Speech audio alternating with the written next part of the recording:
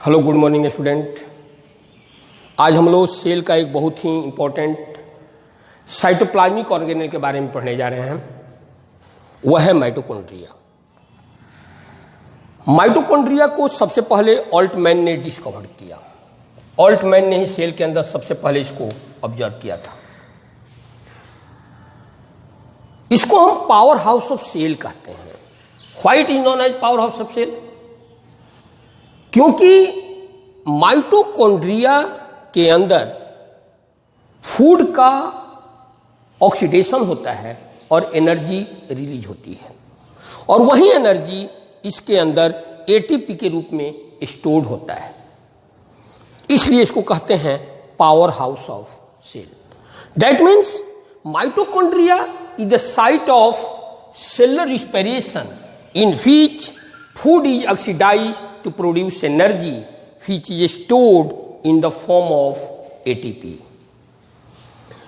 Mitochondria सभी organism में पाया जाता है। जितने भी यूकैरियोटिक सेल्स हैं सभी में माइटोकॉन्ड्रिया पाया जाता है।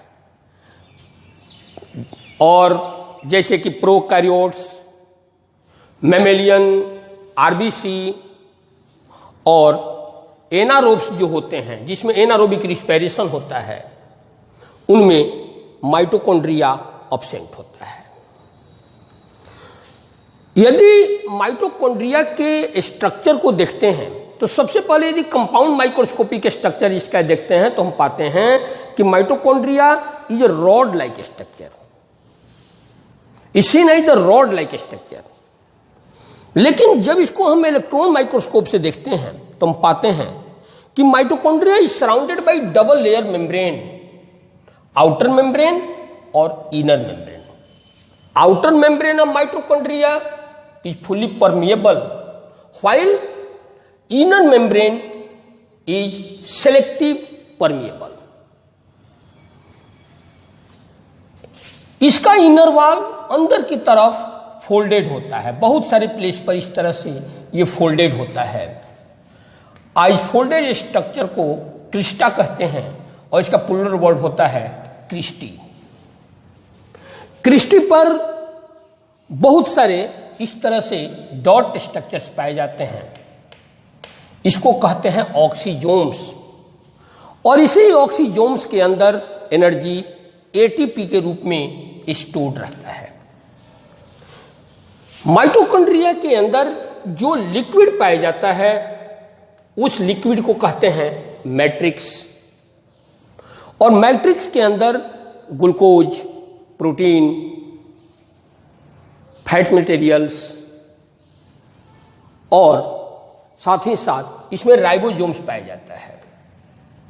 और माइटोकॉन्ड्रियल जो राइबोसोम्स होता है वह 70S टाइप राइबोसोम्स होता है। जैसे राइबोसोम्स 2 टाइप्स होते हैं, 70S और 80S। तो माइटोकॉन्ड्रिया में जो राइबोसोम्स हैं वो 70S राइबोसोम्स होते हैं। माइटोकॉन्ड्रिया के अंदर एक और स्ट्रक्चर पाया जाता है जिसको हम कहते हैं DNA, deoxy ribose nucleic acid, DNA. और इस माइटोकॉन्ड्रिया, इस डीएनए को हम लोग कहते हैं माइटोकॉन्ड्रियल डीएनए, माइटोकॉन्ड्रियल डीएनए। और यदि माइटोकॉन्ड्रिया का यदि हम लोग फंक्शन को देखें तो माइटोकॉन्ड्रिया का तो सबसे इंपॉर्टेंट फंक्शन है कि mitochondria provide the energy to cell which produced due to the oxidation of food. Thank you.